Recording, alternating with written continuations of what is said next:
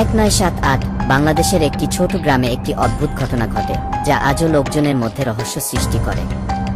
তখন কিছু মানুষ বলেছিল তারা রাতে একটি ইউএফও দেখেছিল, যে আলোর মতো কিছু ছিল যা হঠাৎ করেই আকাশ থেকে নেমে এসেছিল। রাতে ঘটনার সময় একটি ছোট গ্রামের কাছে কিছু লোক একটি অদ্ভুত আলোর ঝলক দেখতে পায়, যা আকাশ থেকে নেমে আসছিল। প্রথমে তারা ভাবল এটা হয়তো কোনো বিমান, কিন্তু তা নয়।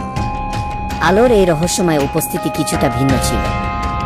লোকজন ভয় পেয়ে যায়। কয়েকজন মানুষের মতে এটা হয়তো এলিয়েনদের স্পেসশিপ হতে পারে।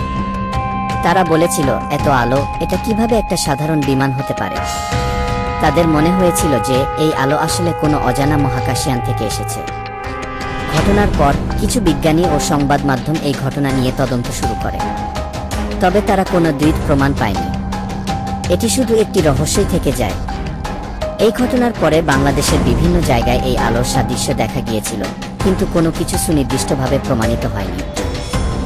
আজও এই এলিয়েন সাক্ষাৎকারের ঘটনা বাংলাদেশের কিছু গ্রামে রহস্য হয়ে রয়ে গেছে। কেমন লাগলো আপনাদের? আপনাদের মতে কি ছিল সেই আলো?